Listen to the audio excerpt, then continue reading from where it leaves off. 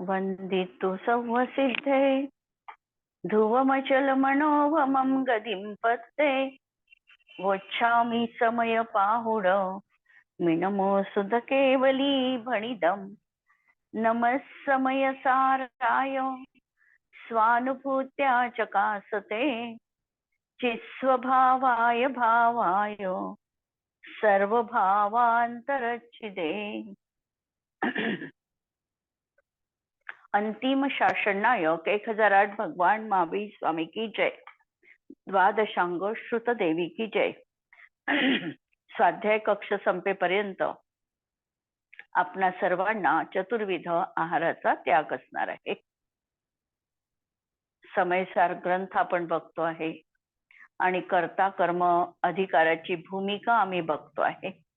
कर्ता कर्म अधिकार आमचा झाला आणि कर्ता कर्म अधिकारात अनेक गोष्टी आचार्यांनी स्पष्ट केल्या की अनादी कालापासून आम्ही पराचं कर्तृत्व जीवनामध्ये घेतो आहे। त्याच्या ओझ्याखाली आम्ही आमचं स्वतःचं व्यक्तिमत्व विसरून गेलो आहे। पराच्याच सगळ्या उठाठेवी आमच्या जीवनात आम्हाला आत्मसन्मानपूर्वक जगू देत नाही आणि त्यामुळे आचार्यांनी पहिल्यांदा कर्ता कर्मपणा कुठे आहे हे स्पष्ट केलं आणि पराचं कर्तृत्व निदान अभिप्रायात तरी आमच्या जीवनात सुटायला पाहिजे, हीच या भवाची आमची उपलब्धी असणार आहे हे ठासून सांगितलं। याचं कारण असं की हा मनुष्य जन्म आम्हाला महत्प्रयासांनी मिळालेला आहे आणि या भवात जर आम्ही आमच्या आत्मतत्वाविषयीची आम्हाला जाणीव झाली नाही किंवा मी कोण आहे या प्रश्नाचं समाधान जर आम्हाला जीवनात मिळालं नाही तर आम्हाला काय माहित कधी ते समाधान प्राप्त होईल, कोणता भव आम्हाला पुढचा कोणता मिळेल माहिती नाही।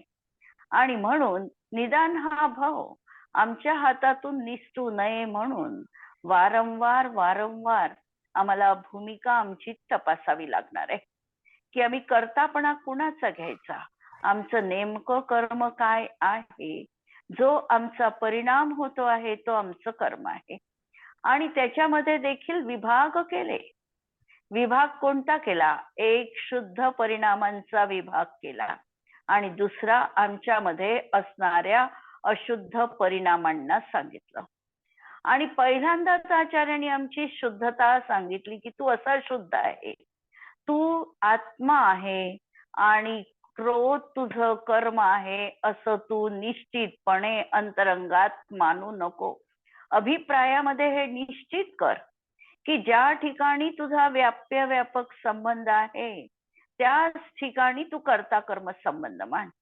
जर कर्म राग तुझ्यामध्ये व्यापून नाहीच आहे का तो सगळ्या पर्यायीत आहे का तो तुझ्या जीवनात निरंतर नाही, मग तो राग तुझं नाही हे तू पहिल्यांदा अभिप्रायामध्ये स्वीकार। आणि आमचा अभिप्राय आमचा बदलला की आमची दृष्टी बदलणार आहे। आम्हाला जास्त काही करायची गरज नाही, आम्ही आहोत त्या ठिकाणीच उभं राहिलो तरीही चालणार आहे। फक्त आमचा चेहरा जिकडे आज आहे संसाराकडे तिकडे आम्हाला पाठ फिरवायची आहे आणि आमचा चेहरा आम्हाला दुसरीकडे वळवायचा आहे। आणि तो वळवला म्हणजे रागाशी आम्ही जे तन्मय होत होतो ती भूमिका आमची बदलली की आम्ही सहजच आमच्या आत्मस्वरूपात निमग्न होणार आहे। म्हणून पहिल्यांदा आचार्यांनी आम्हाला निश्चय नयाची गोष्ट आमच्या मनामध्ये ठसवायला सांगितली। पण आचार्यांना भीती आहे, एवढा आम्ही निश्चय नयाचं प्रतिपादन करतो आहे आणि एखादा जीव निश्चय नयाचा एकांती बनला भरकटला तर त्याच्याहीसाठी अनंत खाई आहे, संसार त्या ठिकाणी उपलब्ध आहे। आचार्यांना ही पण रिस्क घ्यायची नाही आहे आणि म्हणून लगेचच कर्ता कर्म अधिकारामध्ये पर्यायार्थिक नयाची भूमिका पण आचार्यांनी स्पष्ट केली। एका वेळी एकच सांगू शकतात ही वाणीची असमर्थता आहे। म्हणून पहिल्यांदा आमचा निश्चय आम्हाला दाखवला तू कोण आहे, आमचं सत्व जागृत केलं, आमची त्रिकाल शुद्धी आम्हाला दाखवून दिली आणि ते दाखविल्यानंतर आज तू पर्यायामध्ये कसा आहे पहिल्यांदा सांगितलं की तू राज्य आहे, अनंत वैभवांचा चक्रवर्ती आहे. आणि हे सांगितलं की तू आज असा दारिद्र्यामध्ये लोळत आहे. दोन्ही भूमिका आचार्यांनी स्पष्ट केल्या. म्हणून पर्यायार्थिक नयाच्या भूमिकेत आचार्य सांगत आहे आता. टीका पहा आता पुढची. इथपर्यंत आपण साधारणतः येऊन पोचलो होतो द्रव्यार्थिक नयाच्या विषयापर्यंत. आणि त्यानंतर पुढची टीका पुस्तकामध्ये जी आहे ती आपण बघणार आहोत. येथे गाथा 83 मध्ये हेही सूचित केला आहे की जीव आपल्याच संसार आणि मोक्ष अवस्थेचा करता आहे. पहिल्यांदा सांगितलं की शुद्ध द्रव्यार्थिक नयाने बघितलं तर तू त्रिकाल शुद्ध आहे. क्रोध तुझं कर्म नाही, क्रोधाचा तुझा व्यापक संबंध नाही. आणि जर हा जीव निश्चयाने तसंच मानून बसला तर आमच्यामध्ये जो क्रोध पर्यायी दिसतो आहे याचं कर्तृत्व आम्ही कुणाकडे द्यायचं? याच्याचमुळे आम्ही संसारामध्ये परिभ्रमण करतो आहे. हेच तर संसाराचं मूळ कारण आहे. आणि याला आचार्यांनी नाकारलं. म्हणून परत आम्हाला सांगितलं की नाही, ही तर वस्तुस्थिती आहे. पण आज जे काही रागद्वेषादी विकार दिसतात आहे ते तुझेच आहे. तूच आपल्या संसार पर्यायीचा करता आहे आणि तुलाच मोक्ष अवस्था जीवनात प्राप्त करायची आहे. म्हणून संसार अवस्थेचा करता तू आहे आणि मोक्ष पर्यायीचाही करता तुलाच व्हावं लागणार आहे. तुलाच धडपड करावी लागणार आहे. तुलाच रागापासून सुटावं लागणार आहे आणि तरच मोक्षाची उपलब्धी होणार आहे. हीच गोष्ट आत्मा आपल्या आत्मपरिणामांचा, मग ते अशुद्ध वा शुद्ध असो, करता आहे. म्हणून आम्ही एकांताने कधीही म्हणायचं नाही आमच्या पर्यायीमध्ये आम्हाला अशुद्धता आहे. जर आम्ही म्हटलं की आम्ही अशुद्धच आहोत, द्रव्यार्थिक नयाने शुद्ध आहे पण पर्यायार्थिक नयाने आमच्यात अशुद्धता देखील विद्यमान आहे. रागाची जबाबदारी मला माझी स्वतंत्र रीतीने माझ्याकडे घ्यायची आहे. जर मी रागाची जबाबदारी घेतली नाही तर राग मी का सोडावा? जेव्हा राग माझा आहे म्हणू तेव्हाच राग माझ्यातून निघाला पाहिजे, ही पण भूमिका आमची असणार आहे. म्हणून आमच्या अशुद्ध पर्यायीचा, रागद्वेषादी पर्यायींचा, किंवा आम्हाला अशुद्ध म्हणताना शुभ आणि अशुभ दोन्हीला समाविष्ट करायचं आहे. माझ्या शुभ किंवा अशुभ परिणामांचा किंवा वीतराग परिणामांचा एक देश शुद्धता जी माझ्या पर्यायीत व्यक्त होईल त्याचा मी करता आहे. ही गोष्ट देखील आम्हाला मनामध्ये ठेवायची आहे. पुद्गल परिणामाचा करता आहे आणि त्या समयात जी कारवाण वर्गणा कर्मरूप परिणमते आहे तिचा करता मात्र पुद्गल आहे, तिचा मी करता नाही.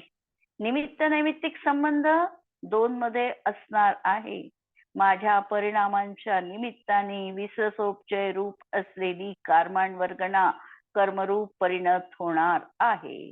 पण हा केवळ निमित्त नैमित्तिक संबंध आहे, कर्ता कर्म संबंध नाही. आणि म्हणून पुढे गाथा 88 पासून ही गोष्ट सांगितली आहे.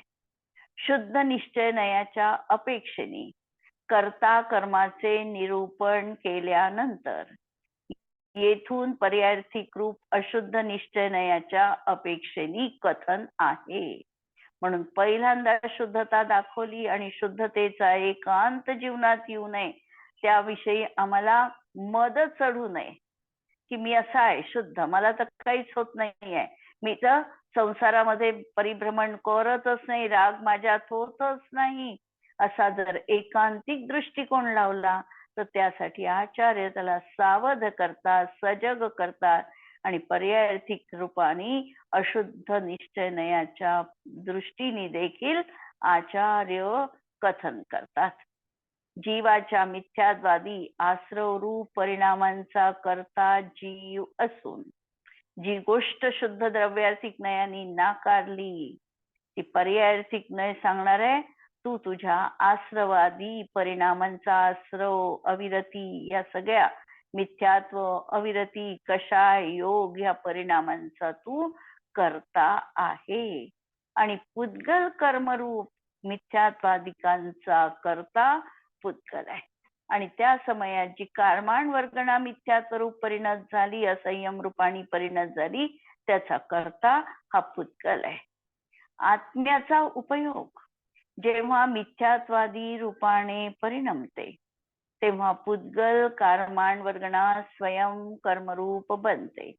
दोहोंचीही स्वतंत्रता, जरी निमित्त नैमित्तिक संबंध असला तरी देखील एकमेकांना जबरदस्तीने तसं करण्यासाठी त्यांनी प्रवृत्त केलं नाही. कर्माचा उदय जीवाला जबरदस्तीने रागरूप परिणमवू शकत नाही, किंवा जीवाचा रागरूप परिणाम कर्माण वर्गणेला जबरदस्तीने कर्मरूप परिणमवू शकत नाही. दोहोंच्याही अशा मर्यादा आहे आणि आपल्या मर्यादेतच ते काम करतात. म्हणजे जीवानी परिणाम केले, जीवानी परिणाम केल्यानंतर विश्वसोपचय रूप असलेली कर्माण वर्गणा, विश्वसोपचय रूप म्हणजे जी कर्मरूप बनण्यासाठी तत्पर आहे, ती कर्माण वर्गणा कर्मरूप परिणत होते.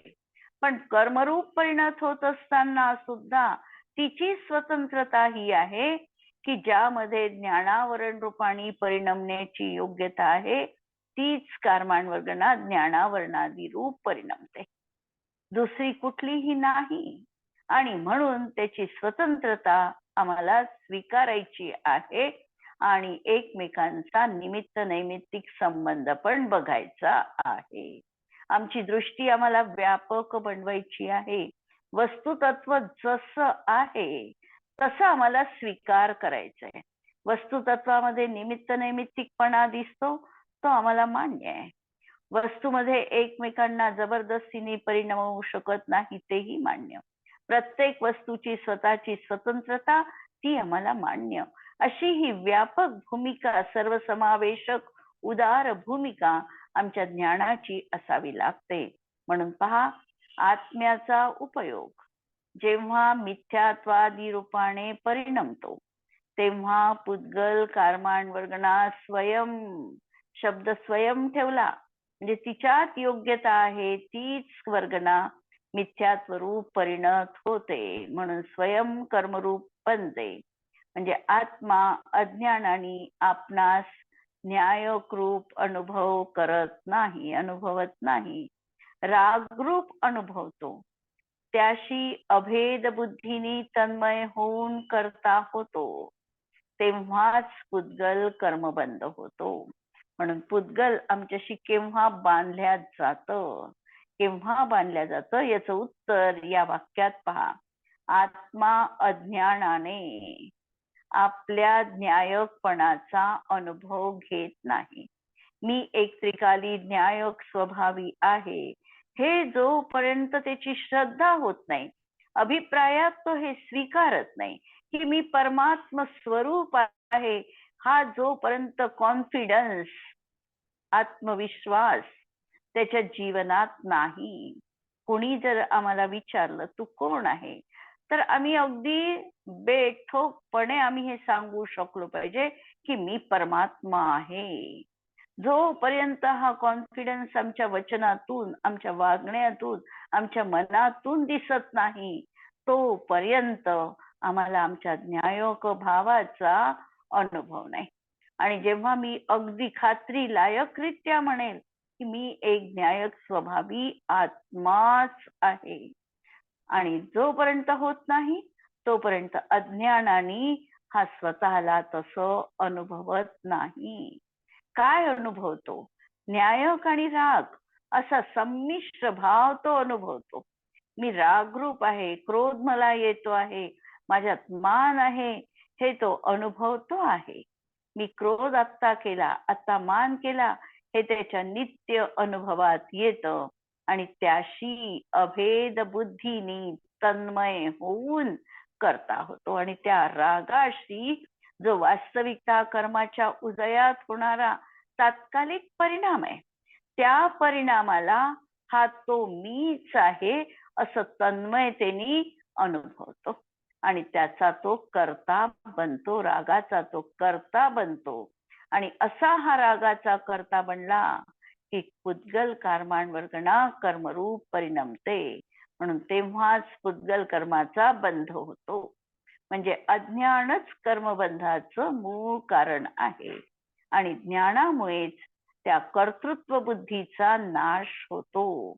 आणि ज्या वेळेला समीचीन ज्ञान होईल की हे नाही, हे तर पर आहे माझ्यासाठी, हे तर दुसरं आहे, अशा तऱ्हेने आमचं ज्ञान स्वपर भेद विज्ञान, भेद विज्ञानाची कला जेव्हा आमच्या जीवनात जागृत होईल, तेव्हा माझं काय आहे आणि पराचं काय आहे ही विभाजन रेषा त्याच्या जीवनामध्ये ठळकपणे प्रतिबिंबित होणार आहे.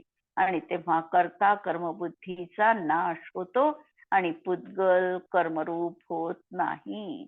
म्हणून ज्ञानामुळेच कर्मबंध होत नाही. आणि ह्या गाथा 97 पर्यंत कर्ता कर्म अधिकाराचा दुसरा भाग आहे. पहिल्या भागात शुद्ध द्रव्यार्थिक नयाची दृष्टी दिली, लगेचच दुसऱ्या भागामध्ये ही पर्यायार्थिक नयाची दृष्टी देऊन आचार्य सांगतात की तुला कर्मबंध होतो आहे याचं कारण तुझा अज्ञान रूप भाव आहे.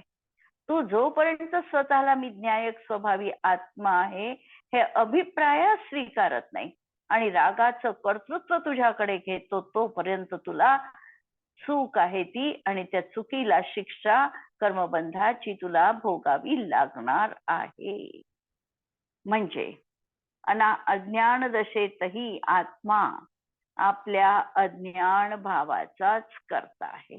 ही जी त्याची पर्यायार्थिक नयाच्या दृष्टीत अज्ञान रूप परिणाम होऊ लागलेले आहे, तर हा अज्ञान रूप अवस्थेत आपल्या अज्ञान भावाचा करता आहे. मूळ प्रश्न आमचा होता की कर्माण वर्गणेचा करता तो आहे का? तर त्या ठिकाणी सांगतात की तो अज्ञान रूप परिणामाचा आपल्या करता आहे. तो कर्माण वर्गणा जी कर्मरूप परिणत झाली त्याचा तोही करता नाही. म्हणून पुद्गल कर्माचा तो करता नाही. थोडी आणखी सूक्ष्म गोष्ट या ठिकाणी आचार्यांनी सांगितली की जीवाची अज्ञान रूप दशा आहे.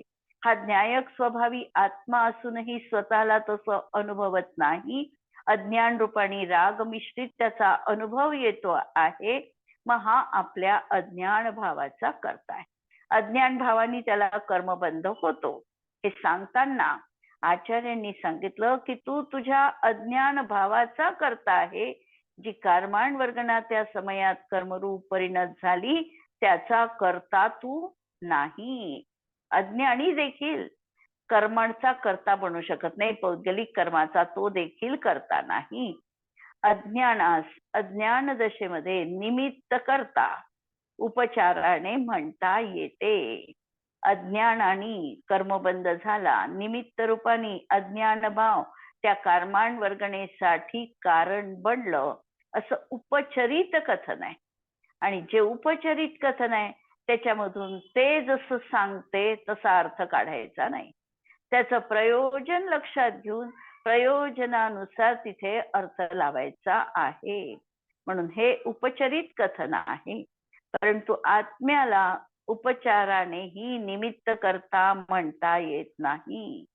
परंतु या ठिकाणी आणखी बारीक गोष्ट सांगितली की समजा आत्म्याला आम्ही करता म्हटलं, निमित्त करता आहे आत्मा राग भावांचा, तर या ठिकाणी आणखी एक आपत्ती येणार आहे. कारण आत्मा सदैव विद्यमान आहे. म्हणून आत्मा निरंतर रागभावाचा करता होतच राहील. म्हणून तेही शक्य नाही.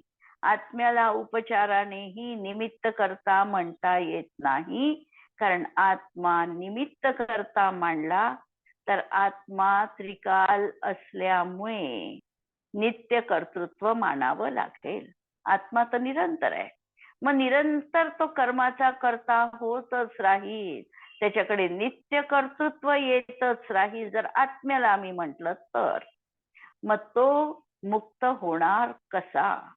म्हणून अज्ञान दशेमध्ये मिथ्यात्वादाय रूप परिणत झालेला अनित्य उपयोगाला आणि योगाला उपचाराने निमित्त करता म्हणण्यात येते. म्हणून काही वाक्य जे अगदी हायलाइट करायचे आहे या भूमिकेमध्ये ते वाक्य हे आहे की अज्ञान दशेमध्ये मिथ्यात्वादी रूप परिणत झालेला आमचा अनित्य उपयोग. आत्मा नित्य आहे म्हणून आत्म्याकडे कर्तृत्व न देता पर्यायार्थिक नयानी जी पर्याय आमची त्या समयात होते आहे त्या पर्यायीला निमित्त करता म्हणण्यात येतं. म्हणून निमित्त नैमित्तिक संबंध हा दोन द्रव्यात नसून, वाक्य पहा, दोन द्रव्यात नसून दोन द्रव्यांच्या दोन वर्तमान पर्यायीत लावलेला आहे. कधीही दोन द्रव्यात निमित्त नैमित्तिक संबंध लावलेला नाही. निमित्त नैमित्तिक संबंध हा असा की आत्म्याचा रागात मिथ्यात्वादी रूपाने परिणत अनित्य उपयोग आणि योग यालाच उपचाराने निमित्त करता म्हणण्यात येते. म्हणजे तात्कालिक पर्याय ती, आणि त्या पर्यायीला आम्हाला निमित्त म्हणता येतं. परंतु अज्ञानी सुद्धा जड कर्मरूप परिणामाचा करता होत नाही. कारण तत्वतः एक द्रव्य अन्य द्रव्याचे परिणाम करू शकत नाही. म्हणून आत्मा मात्र अज्ञानी असेल ज्ञानी असेल कुणीही असेल पण तो जड पुद्गल कर्माचं कर्तृत्व त्याच्याकडे असत नाही. निमित्तानी करता त्याचा योग उपयोग रूप विशिष्ट परिणाम त्या समयातला वर्तमान पर्याय हा त्याचा करता म्हटल्या जातो. म्हणून आत्मा तर पुद्गल कर्माचा अकर्ताच आहे. म्हणून आत्मा जर बघितलं, कोणताही आत्मा, अज्ञान रूप आत्मा असेल ज्ञानी असेल तरीही तो पुद्गल कर्माला करू शकत नाही. म्हणून पुद्गल कर्माचा दोघेही ज्ञानी आणि अज्ञानी अकर्ता आहे. म्हणून आत्म्यास परद्रव्याच्या परिणामाचा करता कारण म्हणणे हा उपचार आहे.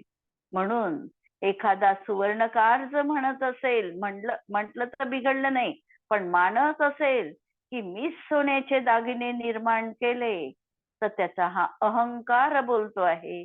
तो सोन्याच्या दागिन्यांचा करता बनू शकत नाही, ही वस्तुस्थिती आहे. प्रश्न आता, जर आत्मा पुद्गल कर्म करत नाही तर पुद्गल कर्म करतो कोण, हा यक्ष प्रश्न उरतो. तुम्ही आचार्यांनी आम्हाला सांगितलं की आत्मा त्याचा करता नाही आहे. मग साधारणतः आमच्या मनामध्ये चलबिचल झाली की आज जागा येतपर्यंत तर आम्ही असंच म्हणत आलोय की जीवानी कर्म केलं, जीव कर्मानी बद्ध आहे, जीवाच्या कर्माचा उदय येतोय म्हणून त्याला असा परिणाम भोगावा लागतोय. चतुर्गतीमध्ये तो जीव हा कर्मामुळे परिभ्रमण करतोय, कर्मानी हा संसारात आहे, हेच तर आम्ही आजपर्यंत ऐकलेलं आहे. आणि म्हणून मग आम्हाला प्रश्न पडला की मग जर पुद्गल कर्म आत्मा करत नाही तर पुद्गल कर्म करत कोण, हे आम्हाला पहिल्यांदा सांगा. एक तर पुद्गलच आपल्या उपादानगत योग्यतेनुसार आपल्या परिणमनशील स्वभावामुळे स्वयं कर्मरूप बनते. मग आम्हाला काय म्हणावं लागेल की पुद्गलामध्ये परिणमनशील स्वभाव आहे. आत्मा आपल्या ह्या स्वभावामुळे स्वयं कर्मरूप परिणत झालेलं आहे.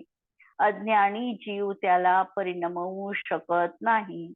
कारण जी शक्ती ज्या द्रव्यात मूलतः नाही ती अन्य द्रव्याकरवी उत्पन्न केल्या जाऊ शकत नाही.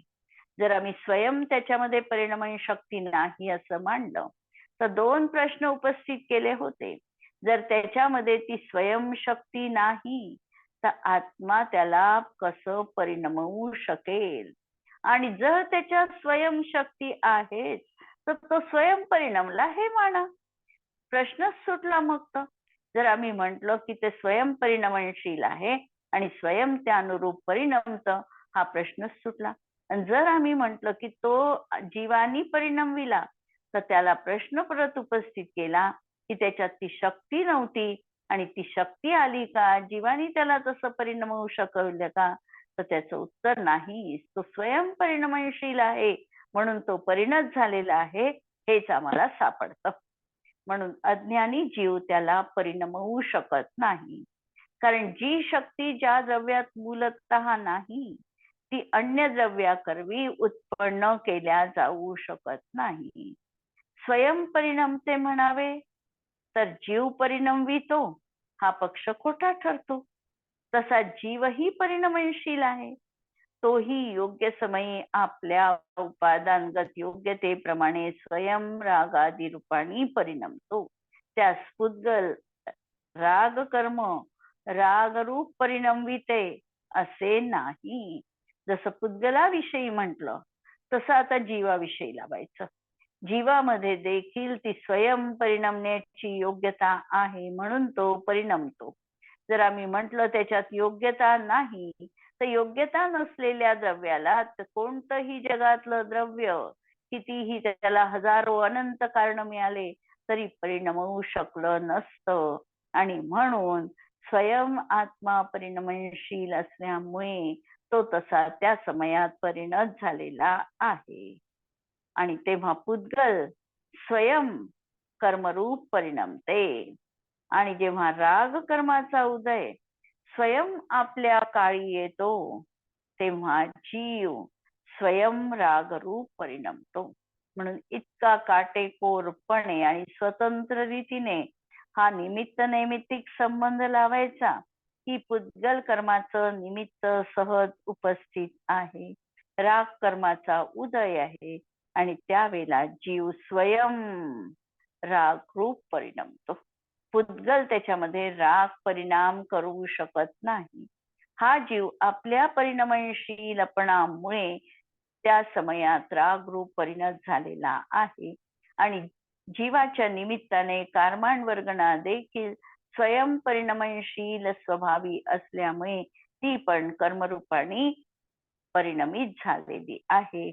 अशा तऱ्हेने निमित्त नैमित्तिक भावाने दोहोंचाही परस्पर अवगाह रूप बंध आणि संसार सिद्ध होतो. आणि म्हणून संसारामध्ये कोण आहे तर जीवच संसारामध्ये आहे आणि जीवालाच मुक्तीची प्राप्ती करावी लागणार आहे. त्यासाठी पुरुषार्थ करावा लागणार आहे. आणि ही प्रत्येकाची अशी स्वतंत्रता की जीव परिणमनशील आहे, तो स्वतंत्रपणे आपलं कार्य करू शकतो. त्याला आपल्या स्वातंत्र्यासाठी पुद्गल द्रव्याला झुकावं, पुद्गल द्रव्यांनी आपल्या स्वभावरूप परिणाम व्हावं अशी त्याला वाट पाहायची गरज नाही. हे आपल्या उपादानगत योग्यतेने स्वयं परिणमनशील असणार आहे आणि स्वयं स्वतःला मुक्तीची प्राप्ती देखील करवून घेऊ शकणार आहे. अशा तऱ्हेने ह्या गाथा 126 पर्यंत आपण बघितल्या. या बंधाचे कारण सामान्यपणे अज्ञान भाव आहे. त्याचेच मोह राग द्वेष ही 3 रूप आहे. जेव्हा आम्ही एक कॅटेगरी लावतो तेव्हा त्याला म्हणतो अज्ञान आहे. जर आम्ही थोडं आणखी डिटेल पाहायचं म्हटलं तर त्यालाच आम्ही राग द्वेष मोह म्हणू शकतो. मोह म्हणजे मिथ्यात्व दर्शन मोहनीयाचा भेद आणि रागद्वेष म्हणजे चारित्र्य मोहाचा परिणाम. आणि रागद्वेषामध्ये क्रोध आणि मान हे द्वेष रूप आहे आणि माया आणि लोभ हे राग रूप आहे. म्हणजे जर आम्ही 2ला आम्ही रागात टाकू शकतो, 2ला आम्ही द्वेषात टाकतो आणि 1 मोह मिथ्यात्वात टाकतो. अशा रीतीने ही प्रचंड मोहनीयाची सेना आमच्या समोर उभी ठाकते. उभी आहे म्हणजे ती नुसती मिथ्यात्व आणि अनंतानुबंधीला समोर तिने केला आहे, पण तिच्या पाठीशी मात्र प्रत्याख्यानावरण संज्वलन नकशा यांचं बॅकिंग तिच्या मागे सतत आहे. फ्रंटवर हे लढतात आहे आणि त्यांना सपोर्ट म्हणून हे सगळे मागे उभे आहेत. अशा तऱ्हेने त्याचीच ही 3 रूप आम्हाला जीवनात दिसतात. मिथ्यात्व, अविरती, कषाय आणि योग हे प्रत्यय त्याचेच विशेष परिणाम आहे. जे आम्हाला रागद्वेष मोह म्हटलं तर आम्हाला कदाचित काही समजलं, काही समजलं नाही, आम्हाला पूर्ण आकलन नाही झालं. मग त्याच्यासाठी परत विशद भूमिका सांगितली. मिथ्यात्व, अविरती, कषाय आणि योग हे त्या आश्रवाचेच प्रत्यय आहे. त्याचेच गुणस्थान अपेक्षेने 13 विकल्प केलेले आहे. पुढे चालून गुणस्थानांच्या ह्याच्यामध्ये आम्हाला हे सगळं बंदिस्त करायचं, तर तेच आम्ही 13 रूपांनी पाहिलं. मिथ्यात्व, सासाधन, मिश्र, अविरत सम्यक्त्व आदी 13 संयोग केवली पर्यंत असे 13 प्रत्यय बघितले आणि त्याला निमित्त रूपाने बंधाचे कर्ते म्हटलं. निमित्त रूपाने हे बंधाचे कर्ते म्हटल्या गेलं. न्यायक भाव आत्मा त्याचा कर्ता नाही, कारण उपयोग आत्म्याशी असा तन्मय आहे तसा राग तन्मय नाही. म्हणून आत्मा बंधाचा कर्ता नसून गुणशब्दाचे वाच्य 13 प्रत्यय हे बंधाचे कर्ते सांगितले. आणि मग पुढे चालून पर्यायार्थिक न्यायाची बलवत्ता घेऊन हे 13 प्रत्यय हे बंधाचे कर्ते आहे हे सांगितलं. थोडक्यात बंध अज्ञान भावानी होतो हे बघितलं. अज्ञानाची 3 रूप सांगितली, राग, द्वेष, मोह. तेवढ्यानी आम्हाला आकलन झालं नाही, म्हणून मिथ्यात्व, अविरती, कषाय आणि योग सांगितला. आणि तेही कमी पडलं की काय, म्हणून परत 13 प्रत्यय गुणस्थानाचे आम्हाला सांगितले आणि हे बंधाचे कर्ते आहे हे स्पष्ट केलं. आत्मा स्वयं ज्या भावरूपाने परिणमतो त्याचा तो कर्ता होतो. म्हणून ज्ञानी ज्ञानमय भावरूपाने परिणमतो, म्हणून तो ज्ञान भावाचा कर्ता होतो.